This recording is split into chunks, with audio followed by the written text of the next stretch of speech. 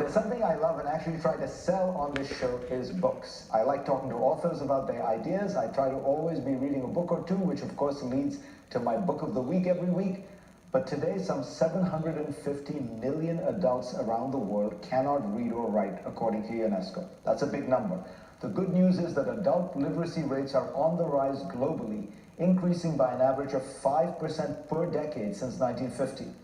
Tomorrow is World Book Day. It brings me to my question. What percent of American adults say they have not read a book or even part of a book in the past year, according to the Pew Research Center? 4%, 14%, 24%, or 54%? Before I tell you the correct answer, let me recommend a book. This week, it's a classic, Mortimer Adler's How to Read a Book.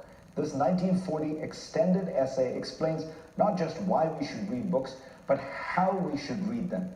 It will help you get the most out of books, but also make you understand how to learn, comprehend, and analyze any written material. It's masterfully done. The book was revised with Charles Van Doren of Quiz Show fame. The correct answer to the GPS challenge question is C. Roughly a quarter of American adults say they have not read a whole book or even part of a book in the past year, according to the Pew Research Center. That goes for books in print, in electronic form, and even audio form. This means 60 million people in America did not curl up with a novel, read through a chapter, or click play on a single audiobook in 2017. Pew found that certain demographic traits correlated with a lack of book reading. Americans who never attended college were 5 times as likely to report not reading than college graduates. People with annual household incomes of lower than $30,000 were nearly 3 times less likely to have read a book than those living in the most affluent households. Hispanic adults are roughly twice as likely as whites to be non-readers, though US-born Hispanics read at the same rate as whites.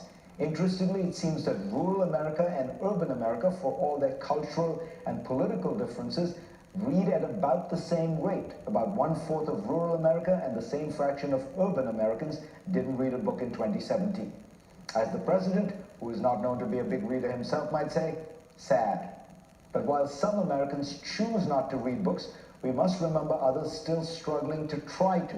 In fact, 18% of American adults perform at or below the lowest level on the literacy scale used by the US Department of Education, meaning they would struggle to read and comprehend a whole book.